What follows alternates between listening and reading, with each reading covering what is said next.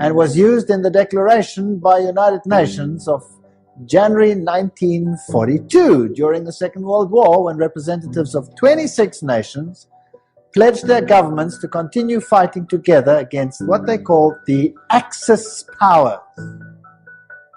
So it officially came into existence on the 24th of October 1945, when the Charter was ratified by China, France, Soviet Union, United Kingdom, United States, and by a majority of the other signatories. And every 24th of October, they celebrate this founding of the United Nations. Alger Hiss, he became the acting Secretary General of the establishment of the United Nations. The April 16, 1945 issue of Time magazine called him one of the State Department's brighter young men. It was Hiss and Joseph E. Johnson who later became secretary of the Bilderbergers. So here we have all the secret societies again, who wrote much of the United Nations Charter. So very high Freemasons, Bilderbergers, were responsible for this charter. Patterning it after the Constitution of Russia and the Communist Manifesto. So the Constitution of the USSR is almost identical to the Constitution of the United Nations, for those who did not know that. Winston Churchill, the creation of an authoritative world order is the ultimate aim towards which we must strive, and the United Nations formed part of that. Charles de Gaulle, who was also instrumental, nations must unite in a world government or perish. So the big figures involved had this philosophy. Then there is a man, I don't know how to pronounce his name, Trygve Lie. The first official UN Secretary General was a high-ranking member of Norway's Social Democratic Party, which was, by the way, an offshoot of the Third Communist International. And then came a man, Dag Hammarskjöld. And he was the second Secretary General. He was a Swedish socialist. He openly pushed communist policy. He was the Secretary General of the United Nations from 10 April 1953 to 1961. And he met his death in a plane crash. Now, what did he do in the United Nations? Well, one of the first things he did was to produce or create a prayer room. And there it is on the left-hand side. The stone in the middle of the room was placed to tell us we may see it as an altar, empty, not because there is no God, not because it is an altar to an unknown God, but because it is dedicated to the God whom man worships under many names and many forms. The meditation room is shaped as a pyramid, a trapezoid. The meditation room faces north-northeast. To enter the room, one must proceed from darkness into light. Indeed, the middle order of the Satanic Brotherhood is called the Order of the Trapezoid.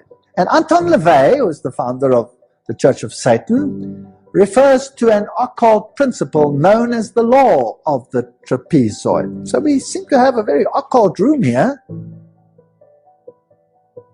And then came Hugh Tunt, the third Secretary General, and he was a Marxist.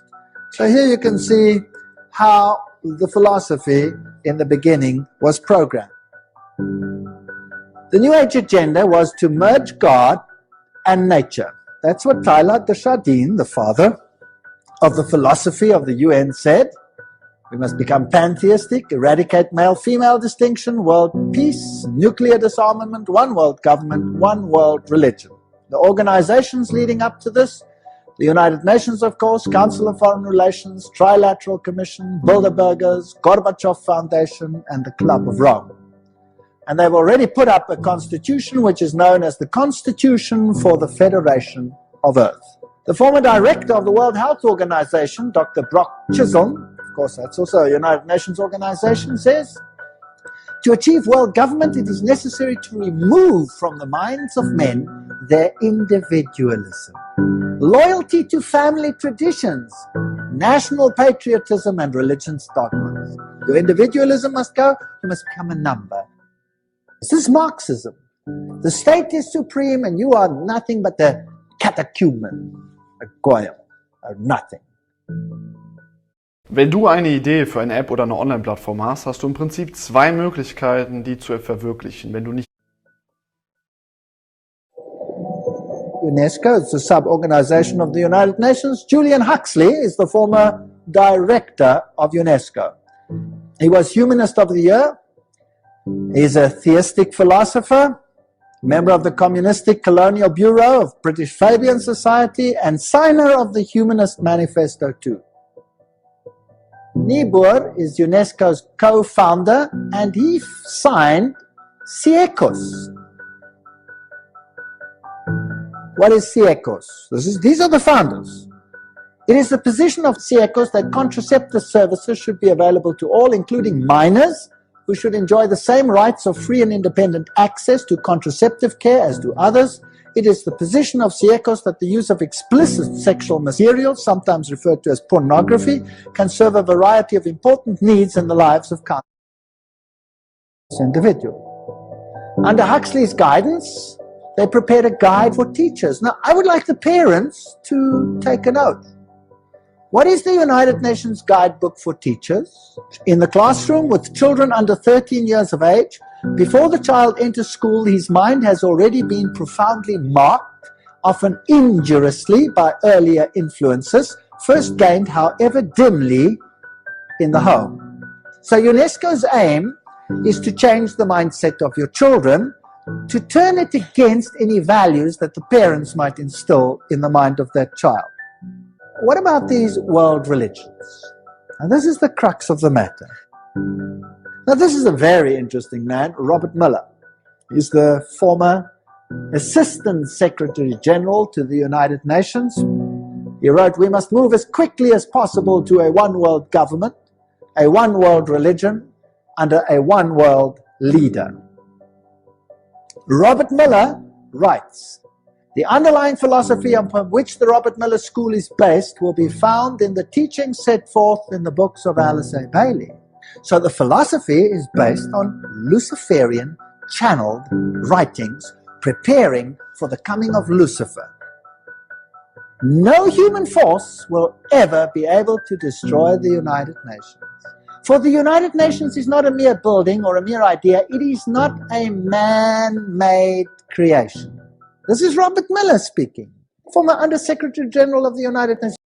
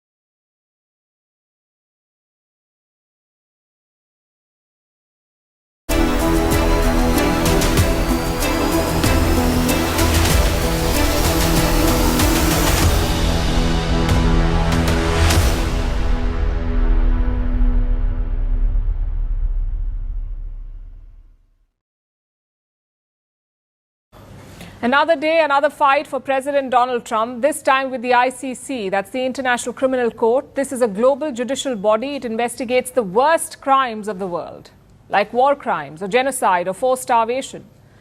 Sounds like the good fight, but Trump is against them. He has announced sanctions on members of this court. Their names are yet to be revealed, but the impact will be massive.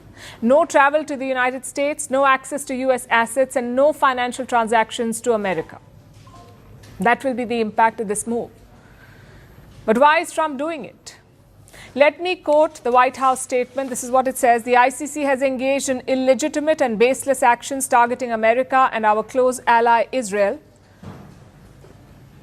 The ICC has, without a legitimate basis, asserted jurisdiction over and opened preliminary investigations concerning personnel of the United States.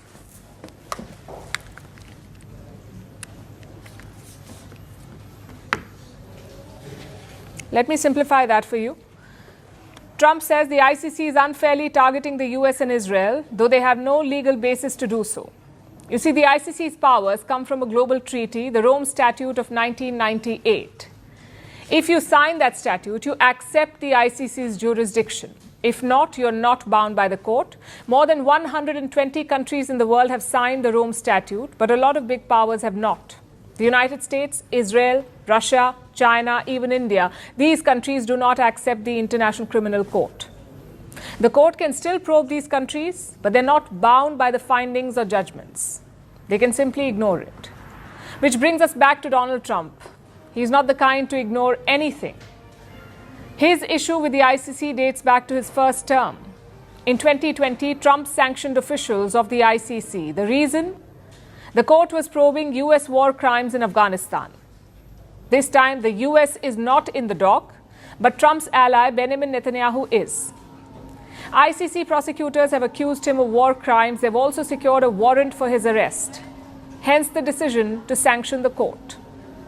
The question is, what happens next?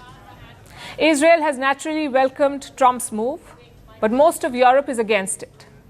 The European Union has released a statement. It says Trump is undermining the international criminal justice system. Germany's Olaf Scholz calls it a wrong decision. I don't think it's right to impose sanctions on the International Criminal Court. It's so difficult to fight for it to enjoy a reputation and respect. And of course it's perfectly all right to get angry about things, to argue, to stand up in court with your own positions. But sanctions are the wrong thing to do. They are jeopardizing an institution that is supposed to ensure that the dictators of this world cannot simply persecute people and start wars. The ICC has also condemned it. They are promising to stand by their officials. They've also said that their work will continue. Now let's zoom out for a moment, away from the politics and the reactions. How will this affect our world? Are agencies like the ICC required? For starters, this is not an isolated move. Donald Trump has pulled out of multiple treaties and agencies, like the Paris Climate Accords, the World Health Organization, the UN Human Rights Council, and the UN Aid Agency for Palestine. He's walked out of all of these. He says these bodies are all anti-American, and it is part of Trump's new isolationism. No to global agencies, yes to invading neighbors and occupying Gaza. That's what he's doing. Now, this selective isolationism will have consequences, especially on funding. The US is the biggest contributor to the United Nations. They make up 22% of the overall budget, 27% of the peacekeeping budget, and 47% of the population fund programs. These focus on childbirth and reproductive health. If the US leaves these programs, the funding gap will be huge. We will need other states to step up. Plus, there will be a political vacuum. China is already trying to hijack United Nations institutions. This is the perfect chance for them. So Trump's actions will have real-world consequences. Which brings us to the second question. Are agencies like the ICC necessary? Well, they're not perfect, but not in the way that Trump claims. The ICC mostly focused on the third world, or focuses on the third world. They have ignored crimes committed by the West. Let me show you some numbers. Until April 2024, the ICC has indicted 54 people. 47 of them, 47 out of 54, were African. That's 87% of the indictments from one continent. And we are not saying ignore crimes in Africa, but focus on Western crimes as well. Look at what the ICC did to the United Kingdom. They found evidence that British troops committed war crimes in Iraq. The UK is also a member of the ICC, so the court did have jurisdiction on them. Yet the case was dropped. Same with Australia. Their soldiers were found guilty of war crimes in Afghanistan. Their commanders were stripped of their medals. Yet, the International Criminal Court did not probe them. If this isn't a double standard, what is? So Trump is right in saying that the ICC is broken. But America is not the victim here. They have in fact benefited from the ICC's bias. If not, most of the living US presidents would be in jail.